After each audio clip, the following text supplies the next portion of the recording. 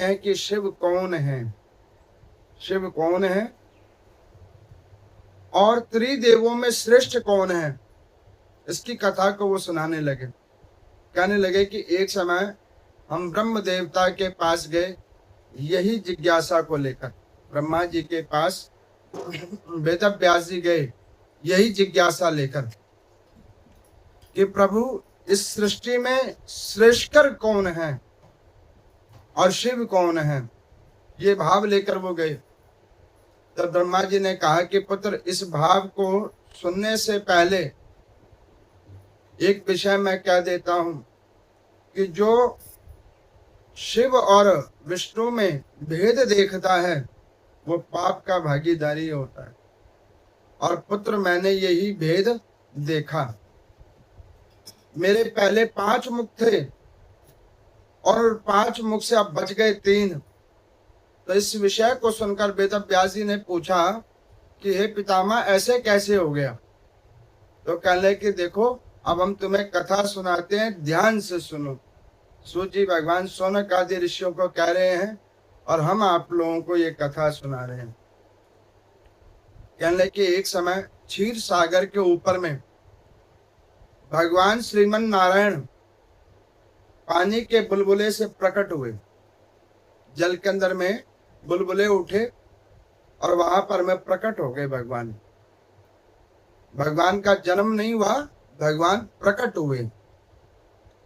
और जब भगवान वहां पे प्रकट हो गए तो भगवान क्षीर सागर के ऊपर में शेष के ऊपर शयन करते हुए ध्यान करने लगे।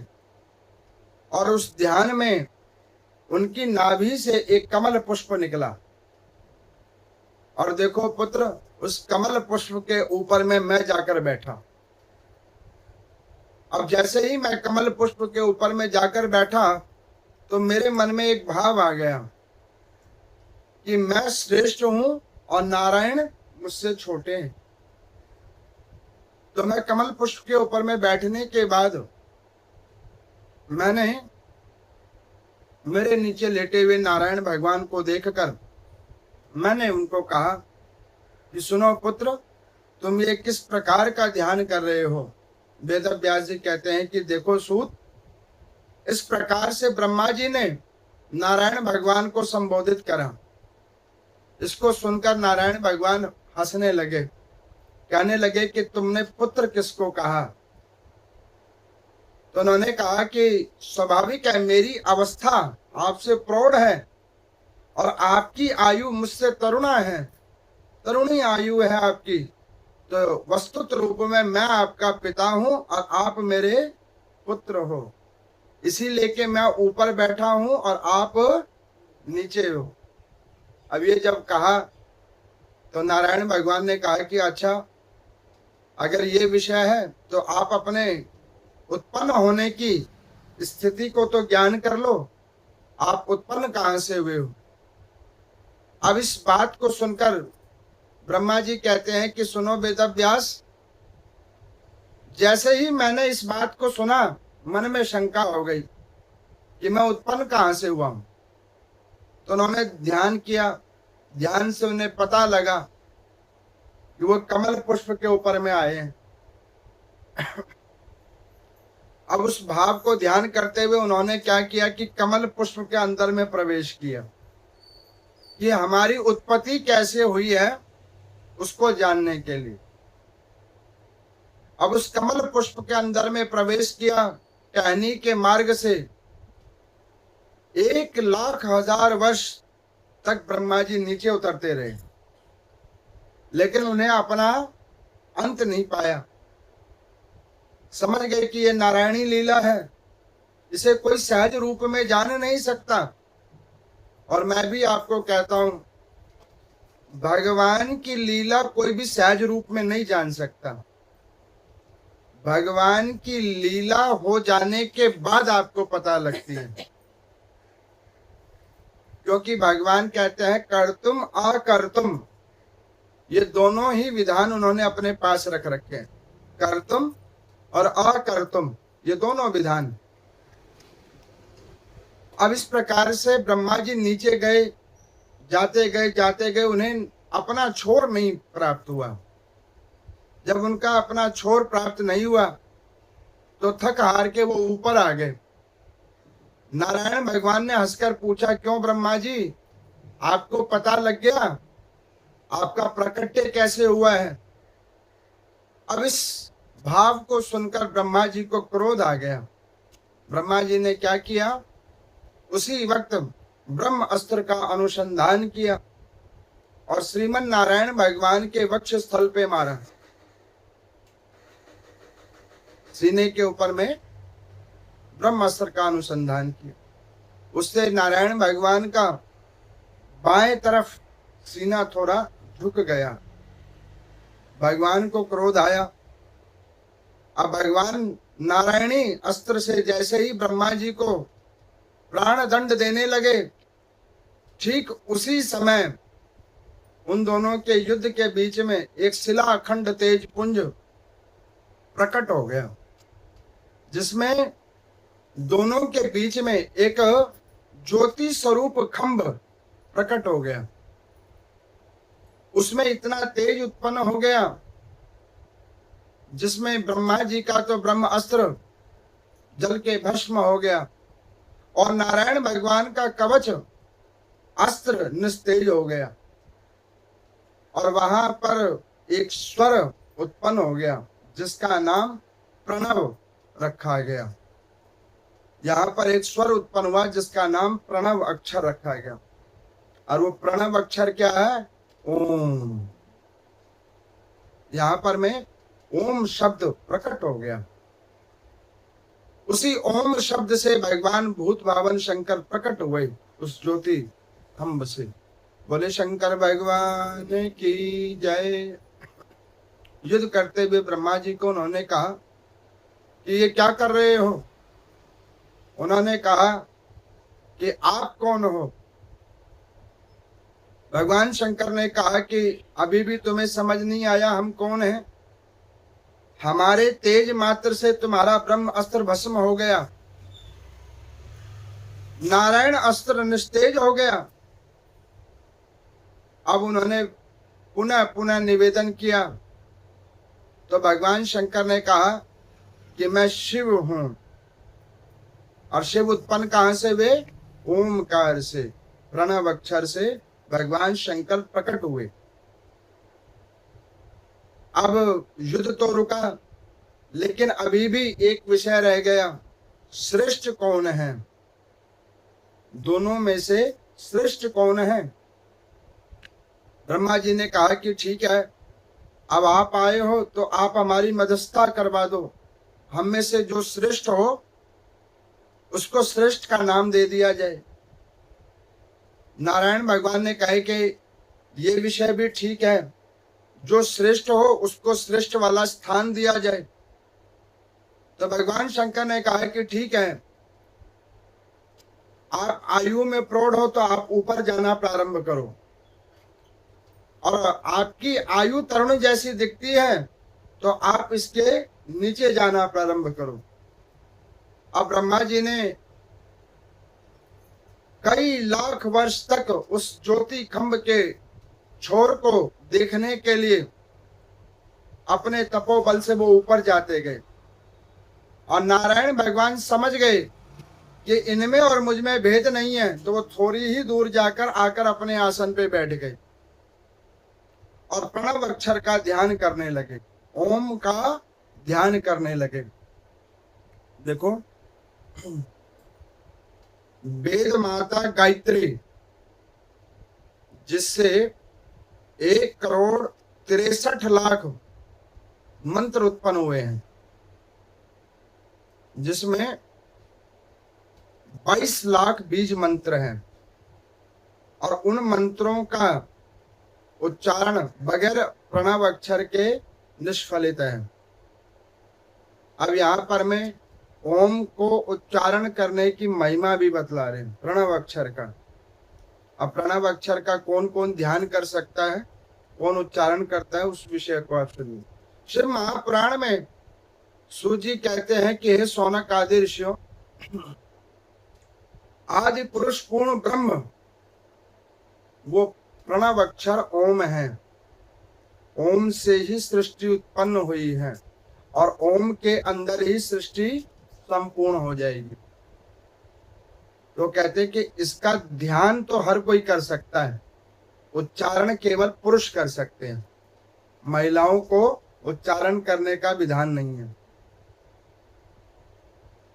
क्योंकि ये सनातन धर्म में एक नियम बनाया है। वेद माता गायत्री जिन्होंने 1,63,00,000 मंत्रों को उत्पन्न किया अपनी ऋचाओं से, उन्होंने भी प्रणव अक्षर का अनुवाद नहीं किया। भगवान को जाकर कहा, भगवान ने कहा कि देखो तुम्हारे इस सम्मान के प्रतीक में जितने तुम्हारे ये मंत्र हैं वो सब मेरे ही द्वारा उत्पन्न रहेंगे और महिमा तुम्हारी हमारे साथ ही गाई जाएगी। इसीलिए के ओम से ही कोई मंत्र प्रारंभ होता है। जैसे सहज रूप में समझिए, ओम नमः शिवाय, और महिला क्या गाए, नमः शिवाय, पंचाक्षरी मंत्र। अभी आप वो भी सुनेंगे पंचाक्षरी मंत्र कैसे उत्पन्न हुआ। अब ब्रह्मा जी ऊपर जाते गए, लेकिन मन में एक दम्भ है। मैं कहता हूं आयु बढ़ जाए तो 3 चीजों का त्याग कर देना चाहिए बुद्धिमान जीव को। आयुवान जीवों को 3 चीजों का त्याग कर देना चाहिए। एक, दंभ, दंभ छोड़ दो। दूसरा, क्रोध, और तीसरा, निंदा करना। क्यों? उसका कारण समझो। ब्रह्मा जी ने अभी बताया ना कि पुत्र मेरे 5 मुख थे और 5 से 3 ही बचे। कैसे? मैंने इन चीजों का त्याग नहीं किया। और जो इसका त्याग नहीं करते वो अंत गत्वा अपना कर्म तो बनाते ही बनाते हैं। जो स्थान नारायण के द्वारा, शिव के द्वारा उन्हें प्राप्त हुआ है इस मृतलोक में, वो इससे भी नीचे चले जाते हैं। निम्न योनियों में उन्हें उत्पन्न होना पड़ता है। इसलिए कि ये नहीं करना चाहिए। अब यहाँ पर में ब्रह्म देवता ऊपर गए। जब उन्होंने देखा कि भाई इसका तो ऊपरी हिस्सा ही नहीं मिल रहा, तो उन्होंने माया से एक केतकी पुष्प को प्रकट करवाया और उस केतकी पुष्प को कहा कि एक काम करो, तुम हमारी झूठी गवाही दे दो। केतकी ने कहा कि ठीक है, लेकिन आप जो हमारी झूठी गवाही दिलवा रहे हो उसके फल स्वरूप हमें क्या मिलेगा? तो उन्होंने कहा कि जब हम श्रेष्ठ हो जाएंगे तो सबसे पहले तुम्हारा उत्तम स्थान दिलवाएंगे। कभी भी झूठी गवाही नहीं देनी चाहिए किसी की। सत्य बोलो। सत्य बोलने वाला कुछ समय के लिए पराजित हो सकता है, लेकिन सदैव पराजित नहीं हो सकता, क्योंकि सत्य ही अजय है जो कभी पराजित नहीं हो सकता। अब यहाँ पर मैं ब्रह्मा जी ने देखा इसका छोर नहीं मिल रहा है, वो नीचे आए और उन्होंने कहा कि महाराज मैं ऊपर तक हो आया, मैं हूं बड़ा। भगवान शंकर ने कहा झूठ बोलते हो। उन्होंने कहा कि नहीं, मैं होके आया हूं ऊपर तक। तो उन्होंने कहा कि अगर तुम ऊपर तक होके आए हो तो उसका प्रमाण क्या है? तो केतकी के पुष्प ने कहा कि महाराज मैंने देखा है। भगवान शंकर ने कहा कि तुमने देखा है? तो उन्होंने कहा कि हाँ मैंने देखा है, लेकिन ब्रह्मा जी के मुख की ओर देखकर। ब्रह्मा जी की मुख की ओर जब ही देखा, भगवान शंकर समझ गए कि ये ऊपर तक नहीं गए हैं, ये झूठी गवाही दे रहे हैं। भगवान शंकर का उसी वक्त तीसरा नेत्र खुलने लगा। जैसे ही तीसरा नेत्र खुलने लगा, केतकी ने कहा कि महाराज मैं झूठ बोल रहा हूं, ये इन्होंने कोई कुछ नहीं देखा, ये मुझे झूठी गवाही देने के लिए आए हैं, मेरी रक्षा करो, मुझे छोड़ दो। ये विषय एक बात को दर्शाती है, सही में 100 बंदे खड़े हो जाएंगे और गलत में अपना बंदा भी पीछे भाग जाएगा। क्योंकि गलत तो गलत ही रहेगा और सही को कोई झुका नहीं पाएगा। भगवान ने कहा कि तुमने गलत शब्दों का चयन करके ब्रह्मा को श्रेष्ठकर बतलाया, उसके फल स्वरूप अब तुम्हारी कहीं भी देव पूजा में प्रयोग नहीं होगी।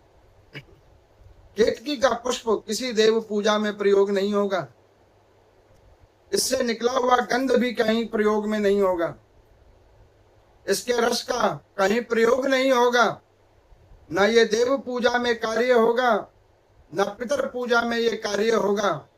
ये एक जनमानस के रूप में एक पुष्प बन के ही रह जाएगा, केतकी का पुष्प। भगवान शंकर के द्वारा श्राप मिला। अब ब्रह्मा जी ने सोचा कि अब मेरी झूठ पकड़ी गई, झूठ पकड़ ली गई है। नारायण भगवान को पूछा कि आप कहां तक गए। उन्होंने कहा कि महाराज हम कहीं नहीं गए, हम थोड़ी दूर गए और हम समझ गए पूर्ण ब्रह्म का कोई छोर नहीं है, ना आदि ना मध्य और ना ही अंत। निर्गुण स्वरूप सृष्टि के कारणभूत भक्त वत्सल भगवान हो आप। मैं इसलिए कहीं गया नहीं।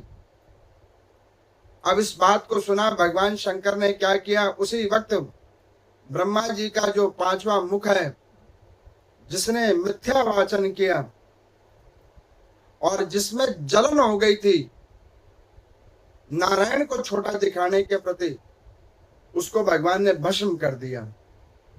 यहाँ पर ब्रह्मा जी कहते हैं कि पुत्र, कभी कभी अकल को आने के लिए शकल बिगड़वानी पड़ती है, वो हमारी हो गई हालात। पांचवा मुख मेरा इसी वजह से भस्म हो गया, जो कि उसने मिथ्या वाचन किया। अब जब मिथ्या वाचन वाला मुख कटा, ब्रह्मा जी ने कहा कि हे वेद व्यास जी, मेरा मन शांत हुआ,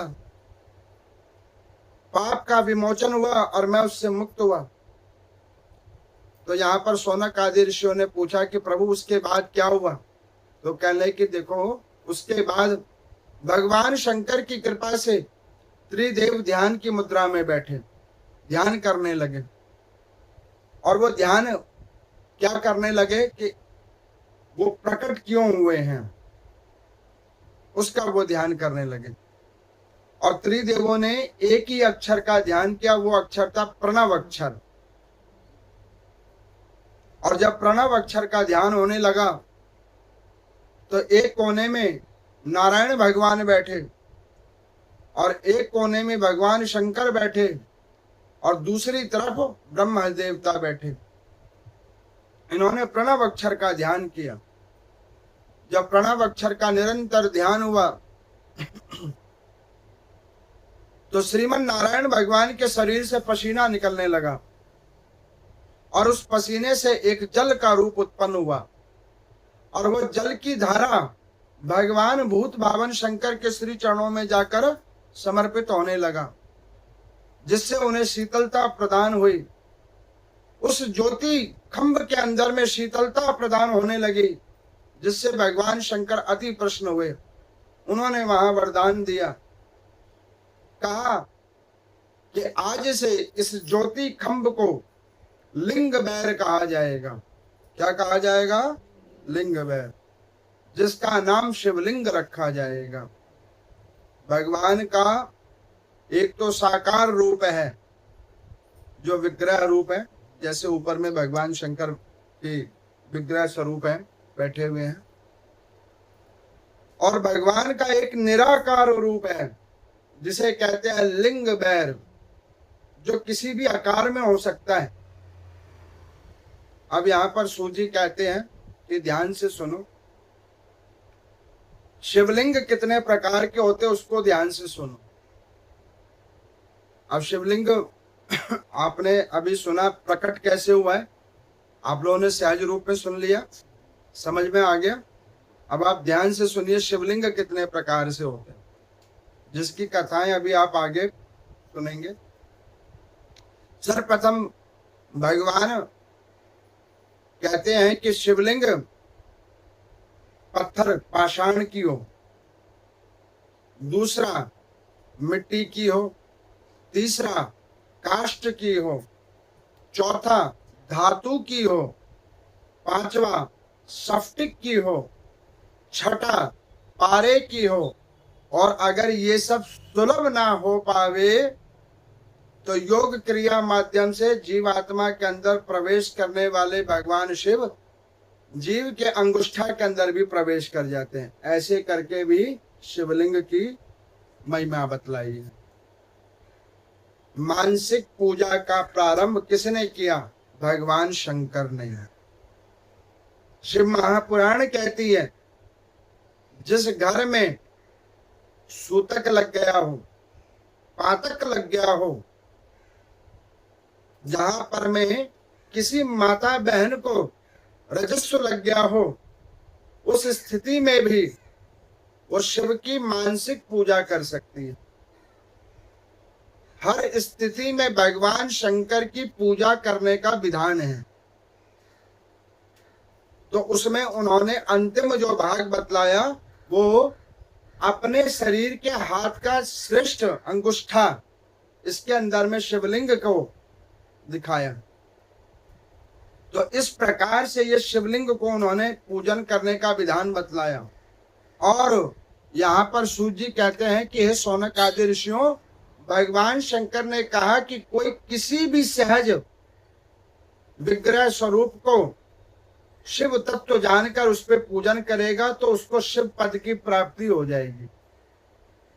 भगवान शंकर अति प्रसन्न हुए और उन्होंने प्रसन्न होकर नारायण भगवान को कहा कि आपके जो शरीर से जो पसीना निकला है, जिससे मुझे शीतलता प्रदान हुई है, उससे मैं अति प्रसन्न हुआ हूं। आज से चराचर जीव के अंदर में जो भी कोई मेरे शिवलिंग के ऊपर एक लोटा जल चढ़ाएगा उसका निश्चितन कल्याण हो जाएगा। इसी लेके भगवान शंकर के ऊपर में जल चढ़ाने का विधान है। असंख्य पुष्प, असंख्य वस्तु विशेष, लौकिक परलौकिक धन धान्य चढ़ाने से जो भगवान शंकर प्रसन्न नहीं होते, वो केवल एक लोटा जल भावनिष्ठा रूप से शिवलिंग के ऊपर चढ़ाने से भगवान प्रसन्न हो जाते।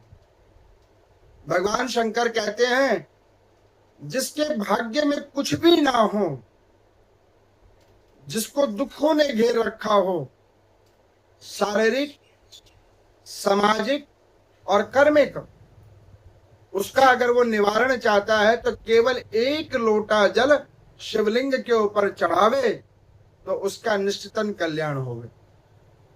अब देखो, जल किस समय चढ़ाना चाहिए और जल चढ़ाने का क्या नियम है, उसको ध्यान से सुनिए। भगवान शंकर ब्रह्म मुहूर्त में, ब्रह्म मुहूर्त होता है जब, उससे लेकर जिस देव स्थल में विद्यमान है उनके नियमों के द्वारा प्रातः काल 11 बजे तक जल चढ़ाने का शुभ विधान होता है।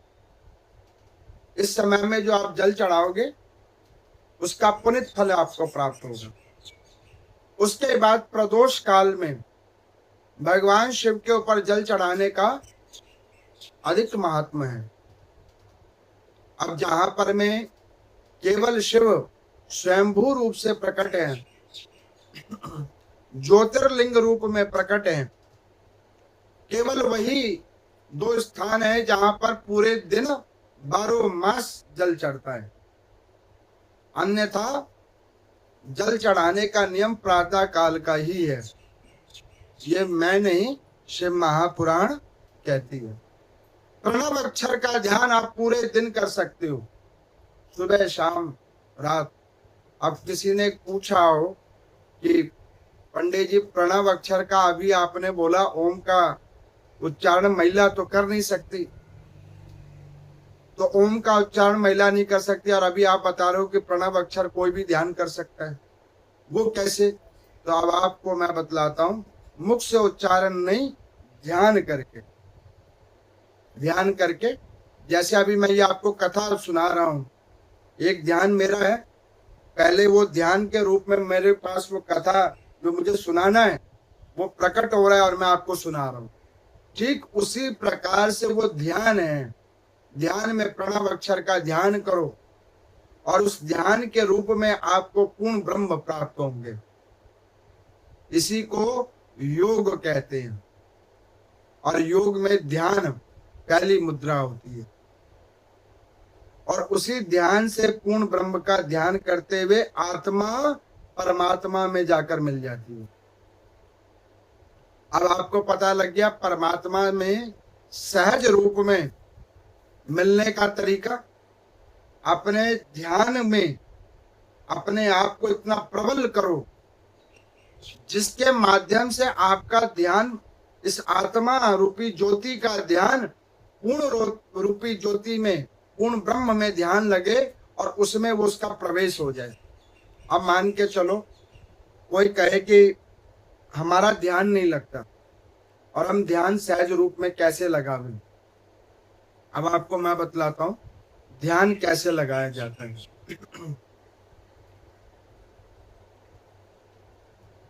किसी ने कोई मंत्र का ध्यान कर रखा है, मान के चलो किसी इष्ट देवता का ध्यान कर रखा है, और कोई नहीं तो गुरु के द्वारा जो दीक्षित हैं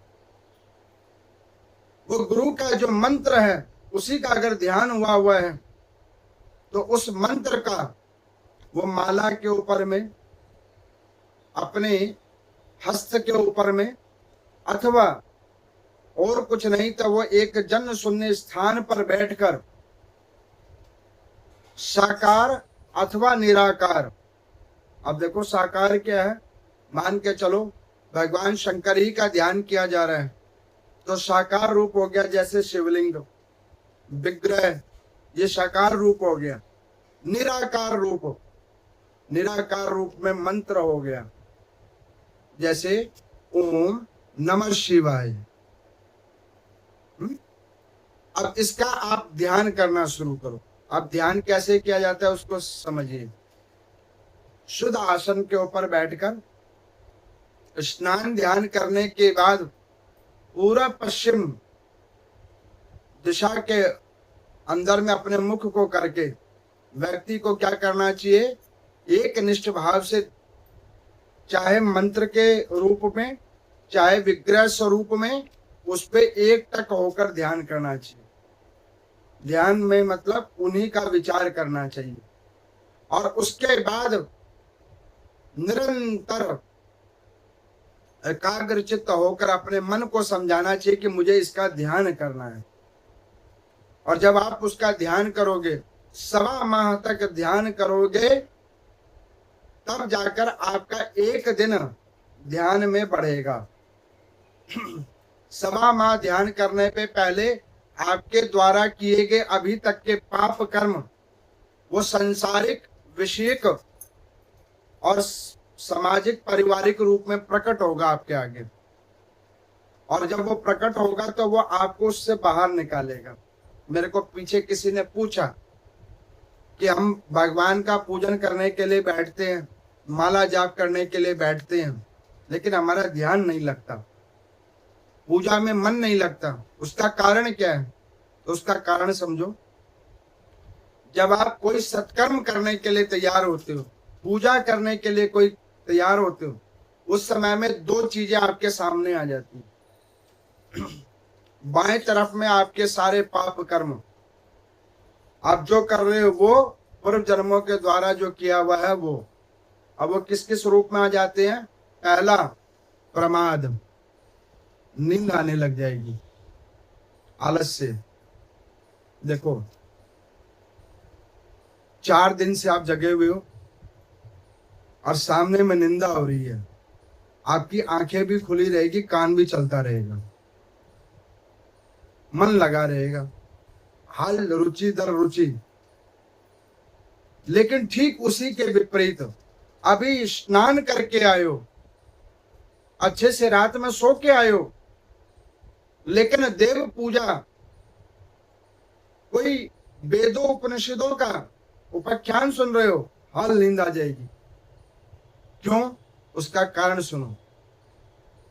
आपके जो पाप कर्म है वो उसी वक्त आपके मन के ऊपर प्रभाव देने के लिए आ जाएंगे। तो वहां पे प्रमाद आ जाएगा, आलस्य आ जाएगा। दूसरा, शरीर के अंदर में कोई कष्ट होने लग जाएगा। अरे पांव दर्द कर रहा है, हाथ दर्द कर रहा है, बैठा नहीं जा रहा, खड़ा नहीं हुआ जा रहा। और अगर आप उससे भी नहीं मानोगे तो तीसरा, इस शरीर से जुड़े हुए संसारिक पारिवारिक जीव आपके सामने आके खड़े हो जाएंगे। भाई ये काम है, जल्दी करो। ये कैसे प्रकट होते हैं? ये हमारे किए गए कर्मों के द्वारा प्रकट होते हैं। अब कोई कहे कि जी इससे छुटकारा कैसे हो? भैया इससे छुटकारा तो नहीं होगा। आए वो कर्म भोगने के लिए, तो इससे छुटकारा तो नहीं होगा। फिर भजन कैसे होगा? ध्यान कैसे होगा? भजन ध्यान चिंतन उसी वक्त भगवान का ध्यान करके होगा। मन को कहना पड़ेगा कि नहीं, मुझे भजन करना है। जैसे ही आलस्य आने लगे उसी वक्त भगवान का ध्यान करो, गुरुजनों का ध्यान करो। ना, आलस्य नहीं आना है।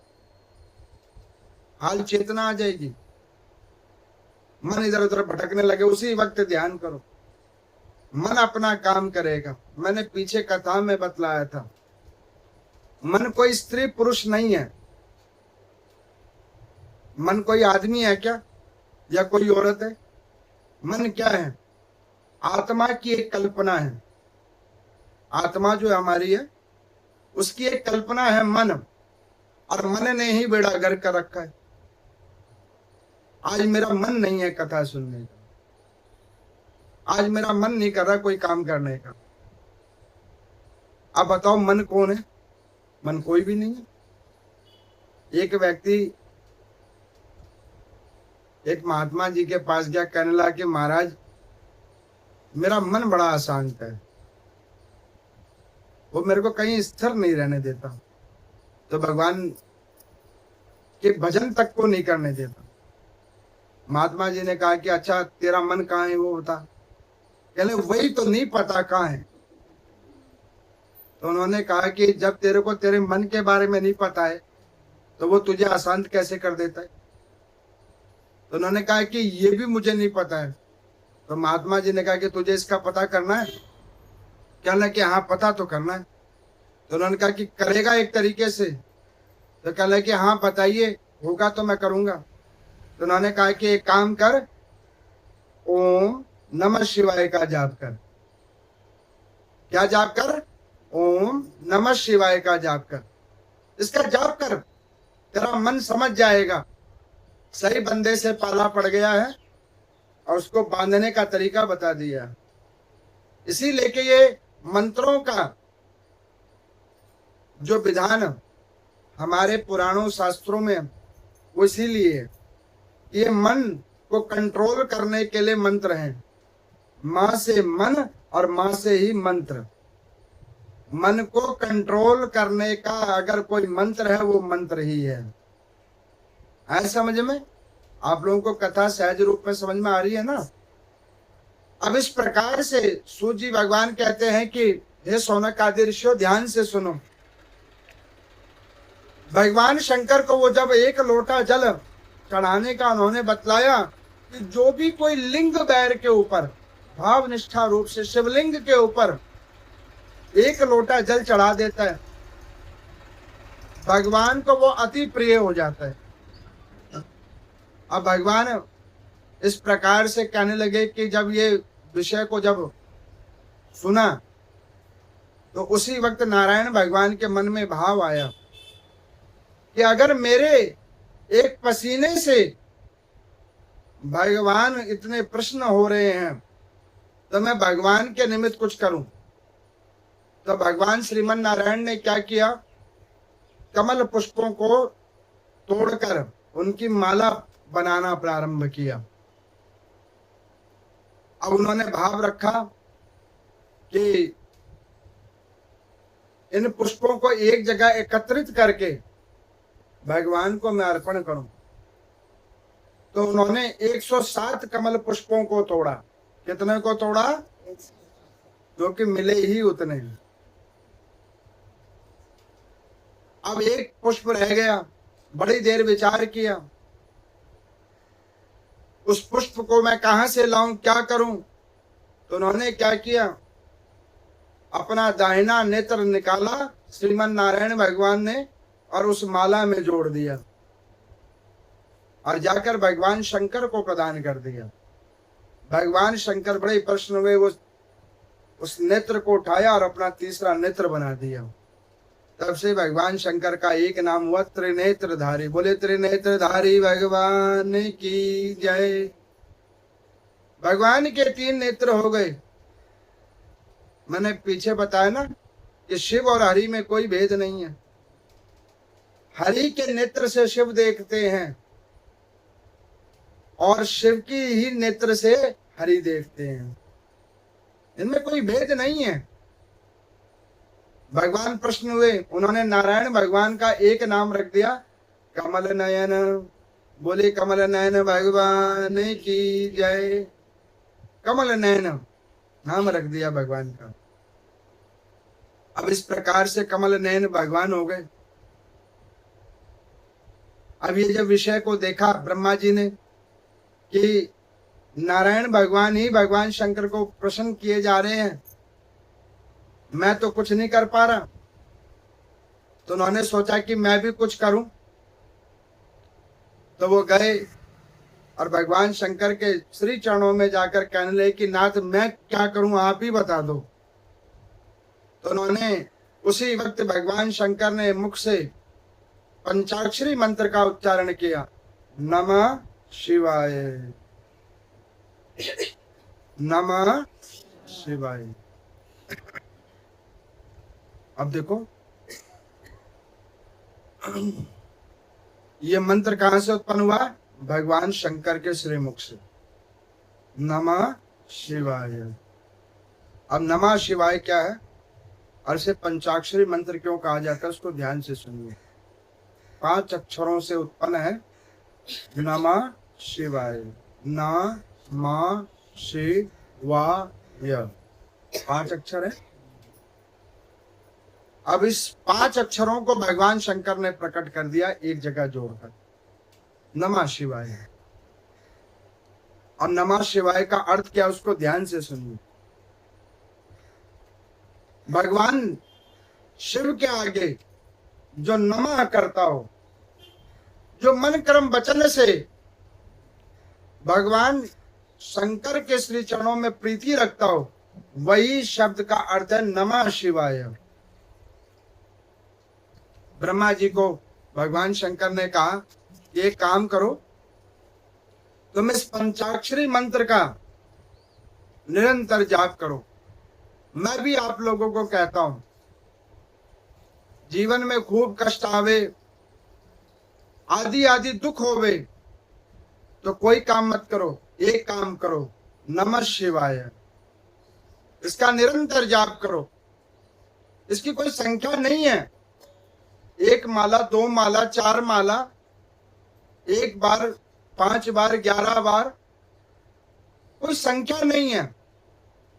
अनंत से अनंत संख्या में आप इनका भजन करो, अनंत से अनंत भाव से इनका जाप करो। अच्छा देखो, इस मंत्र को जाप करने का कोई समय नहीं है, इसकी कोई अवस्था नहीं है, कोई टाइम नहीं है इसका। कोई पूछे कि सुबह करें कि दोपहर में करें कि शाम को कि रात को, किसी टाइम करो। नाम की तो इतनी महिमा है, शुद्ध अशुद्ध किसी अवस्था में किया जा सकता है।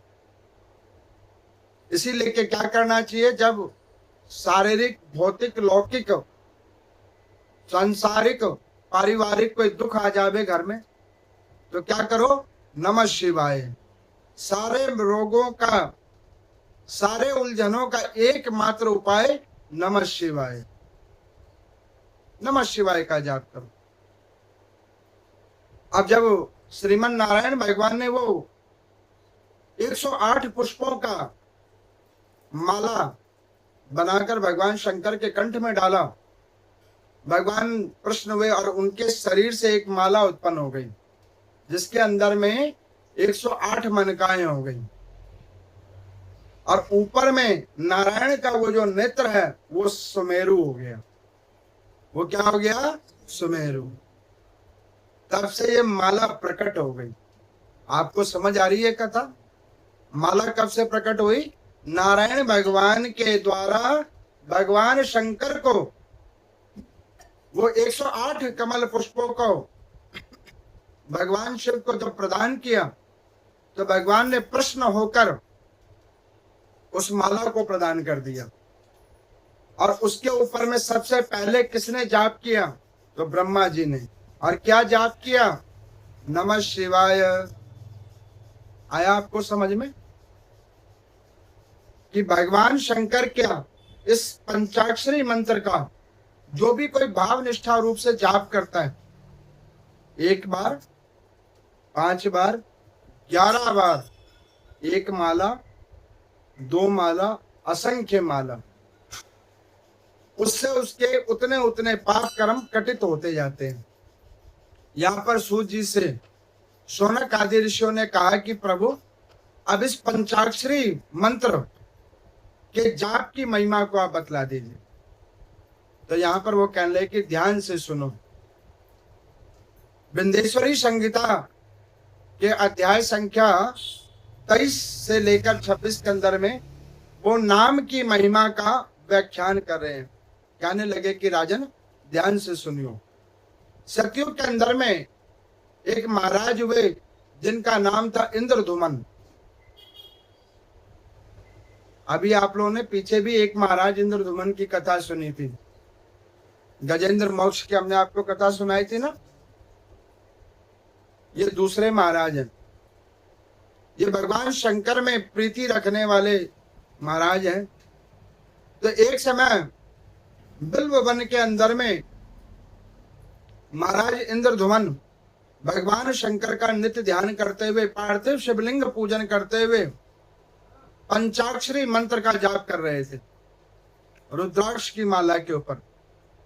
अच्छा देखो, कोई ये पूछे कि कौन सी माला पहननी चाहिए और कौन सी माला पे जाप करनी चाहिए। अच्छा, जाप माला पे ही करनी चाहिए या हाथ पे करनी चाहिए या वैसे करनी चाहिए? अब माला पे ही क्यों करनी चाहिए और माला का इससे अभिप्राय क्या है? अब आप समझिए। माला एक संख्या सूचकता का प्रमाण है। अगर आप स्वयं खरीद के कर रहे हो तो, लेकिन अगर किसी गुरुजन के द्वारा ग्रहण करके आप कर रहे हो तो वो दीक्षित शिष्य के लिए एक सुरक्षा कवच है माला। आए समझ में? दूसरा, माला कौन सी होनी चाहिए? तो देखो, तुलसी, रुद्राक्ष, स्फटिक, करंगली, चंदन, बैजंती, और ऐसे करके इन मालाओं के ऊपर में आदि आदि देवी और देवता गण की पूजन हो सकती है, जिसमें रुद्राक्ष एक ऐसी माला है जिसके ऊपर में शिव और हरि दोनों की जाप हो सकती है। रुद्राक्ष एक ऐसी माला है जिसके ऊपर में आप नारायण का भी जाप कर सकते हो। ओम नमो भगवते वासुदेवाय, उसका भी जाप हो सकता है। और भगवान शंकर के पंचाक्षरी मंत्र नमः शिवाय, ओम नमः शिवाय, इसका भी जाप हो सकता है। अब यहां पर मैं उस माला पे आप जाप करो और जाप करने के बाद उस माला को आप धारण करो। रुद्राक्ष की माला कोई भी पहन सकता है, कोई भी स्त्री, कोई भी पुरुष, चाहे वो किसी भी जाति का हो, किसी भी वर्ण का हो। शास्त्रों में लिखा हुआ है, जो अंतिम समय में जिसके कंठ में रुद्राक्ष की माला है, जिसके अंतिम समय में तुलसी की माला है, उसको यम के दर्शन नहीं होते। अब देखो, मेरे को एक व्यक्ति कहता कि पंडित जी, हम जो है ना जब पूजा करते तब तो पहन लेते हैं, उसके बाद फिर उतार के रख देते हैं। मैं क्या पूजा ही के वक्त क्यों पहनते हो? तो कहने के तब शुद्ध होते हैं, पवित्र होते हैं। मैं क्या तुम शुद्ध हो, ये हमें बताओ। मानव कभी शुद्ध नहीं हुआ है शुद्ध मानव? आप मुझे बताओ। जिसके शरीर के अंदर में मल मूत्र का अपने आप में एक यथावत स्थान दिया गया है, वो शुद्ध कैसे हो सकता है? आप देखो, जो बगैर चेतना की जीवें हैं, वस्तुएं हैं, वो सदैव शुद्ध रहती हैं। लेकिन जिनमें थोड़ी सी भी चेतना आ जाती है, वो अपने आप अपने कर्मों से अशुद्ध हो जाता है। तब तो आप शुद्ध होते कब हो? किसी भी अवस्था में नहीं। तो करना क्या चाहिए? रुद्राक्ष की माला पहने रखो, तुलसी की माला पहने रखो। अब इसके नियम समझो। रुद्राक्ष की माला को पहनकर असत्य नहीं बोलना चाहिए। तुलसी की माला पहनकर असत्य नहीं बोलना चाहिए। मिथ्या वाचन करने से बचना चाहिए। इनको पहनने के बाद तामसिक भोजनों का प्रति आपकी रुचि नहीं होनी चाहिए। मांस मदिरा आदि का सेवन नहीं करना चाहिए। चोरी जारी जुआ, पर स्त्री गमन, पर पुरुष गमन, ये कर्म नहीं करना चाहिए। जब जाके उसका तेज बनता है, आपको क्या करना चाहिए? असंख्य जाप करो। जिन भगवान में आपकी रुचि हो, उनके रूप अवतार आदि आदि किसी में भी रुचि हो, उसका जाप आप करो और उसको अपने कंठ में धारण करो। इसमें कोई जरूरी नहीं है कि महिला में, जो विवाहित महिला है वो पहन सकती है या विधवा महिला नहीं पहन सकती है। ऐसा कोई नियम नहीं है। इसे हर कोई पहनो, क्योंकि मौत किसी भी समय आ सकती है। वो आपको बताएगी थोड़ी ना कि 1 घंटे बाद हम आएंगे, या जब पूजा कर रहे हो तब नहीं आएंगे, जब पूजा नहीं करोगे तभी आ जाएंगे। वो किसी समय भी आ सकती। तो हमें क्या करना चाहिए? 2 मालाओं का निर्माण करना चाहिए। एक माला जो रुद्राक्ष रूप में हो, तुलसी के रूप में हो, आदि आदि जो मालाएं मैंने बतलाई उस रूप में हो। दूसरी माला आपके नाम रूप वाली हो, जिसका आप जाप करते हो निरंतर। दोनों को धारण करके रखो, खूब जाप करते रहो। मेरे को किसी ने पूछा कि पंडित जी हम जाप खूब करते हैं, भजन करते हैं, लेकिन फिर भी पाप में मन चला जाता है। किसी की निंदा सुनते हैं, उसमें हाल मन जुड़ जाता है, उससे कैसे बचें? मैंने उनको बोला कि देखो, एक माला अपने कंठ में पहन रखी है। जिस माला को पहनने से आपको ये लगता है कि मैं शुद्ध हूं, ठीक उसी प्रकार से एक माला अपने मंत्र जाप की बनाओ जो मन को पहनाओ। जैसे ही वो मन के अंदर में वो संकेत होगा, तभी वो माला रोक देगी। करे निंदा मत कर, मिथ्या मत बोल, पाप कर्म मत कर, वो वहीं रुक जाएगा। तो यहां पर वो महाराज इंद्रधुमन वन के अंदर में भगवान शंकर का पार्थिव शिवलिंग की पूजन कर रहे थे और पंचाक्षरी मंत्र का जाप कर रहे थे। वहां पर में एक निषाद आया। निषाद किसे कहते? शिकारी को। वो वन्य पशुओं को मारने के लिए वहां पे आया। तो उसने क्या देखा कि एक महाराज बड़े ध्यान से एक जाप कर रहा है, और वो जाप करते हुए महाराज को देखकर वो उनके पास पहुंच आया।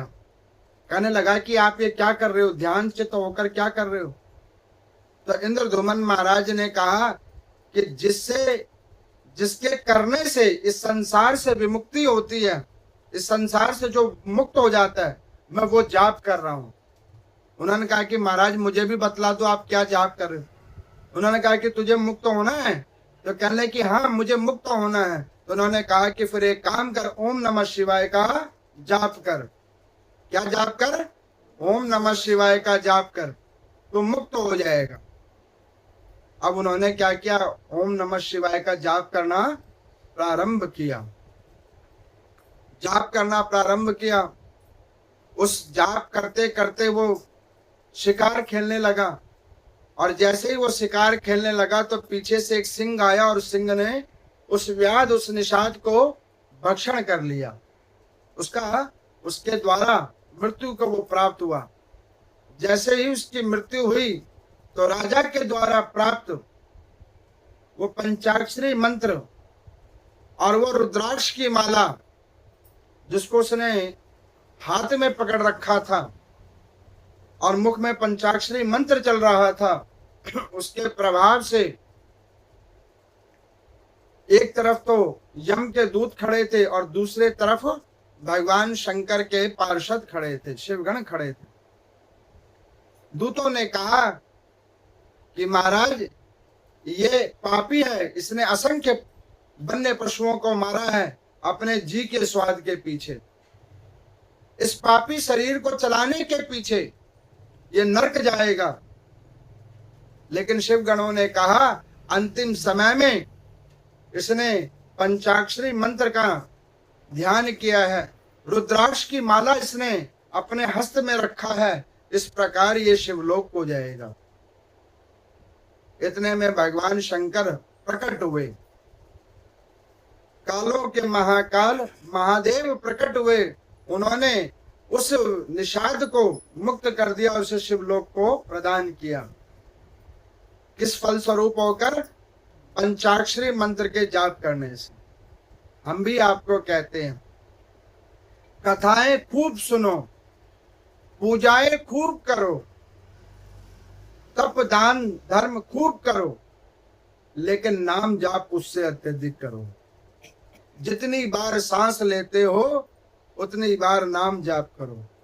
भगवत चिंतन में अपने मन को जोड़ के रखो तो तुम्हारा उद्धार हो जाएगा, जिस प्रकार उस निषाद का हो गया, जिसने अंतिम समय में पंचाक्षरी मंत्र को ध्यान किया और हाथ में पकड़ रखी थी माला, तो वो मुक्त हो गया। और जो कंठ में पहनकर निरंतर इस माला का ध्यान करेगा तो क्या वो मुक्त नहीं होगा? क्या वो पहले मुक्त होगा? तो मुक्ति का सरल उपाय क्या है? पंचाक्षरी मंत्र का ध्यान और इन मालाओं को शरीर में धारण करो। आ गया समझ में? कोई भी इसे पहन सकता है, कोई भी इसका जाप कर सकता है और हर कोई पहनो। उसमें कोई ये मत सोचो। अच्छा देखो, हम लोगों की स्थिति बड़ी विचित्र है। पाप कर्म करने के लिए क्या कहेंगे लोग ये नहीं सोचते। सोचता है कोई ना? लेकिन सत्कर्म करोगे, अरे इसने टीका लगा रखा है, वो क्या सोचेगी? अरे इसने माला पहन रखी है, ये तो बैरागी हो गई है। बड़ा विचित्र समय है। सत्कर्म करने वालों के लिए संशय वाले प्रश्न हैं, लेकिन पाप कर्म करने वालों के लिए कोई प्रश्न नहीं है। वो कहते यही तो जीवन शैली है, लाइफ स्टाइल है। अरे ये जीवन शैली नहीं है।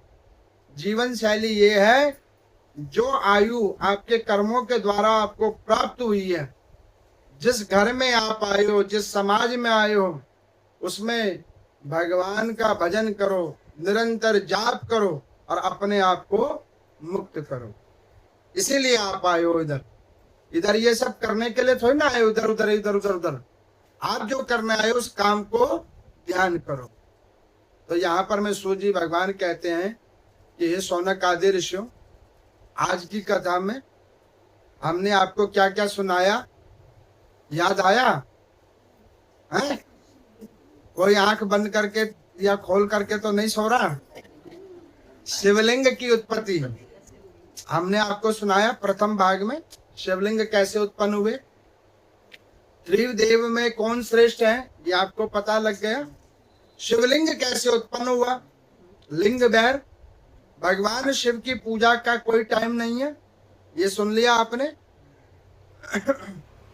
पंचाक्षरी मंत्र का कोई टाइम नहीं है, कोई अवस्था नहीं है।